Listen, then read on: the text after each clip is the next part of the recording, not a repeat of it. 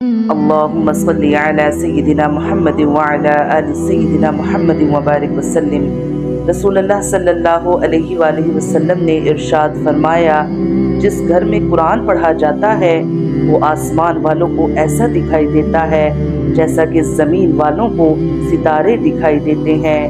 رسول اللہ صلی اللہ علیہ وآلہ وسلم نے ارشاد فرمایا، قرآن کی تلاوت کرو کیونکہ قرآن کی وجہ سے رحمت نازل ہوتی ہے، اور جو شخص قرآن کو اٹک اٹک کر پڑھتا ہے اور پڑھنے میں اس کو مشقت ہوتی ہے تو اس کے لیے 2 گنا اجر ہے۔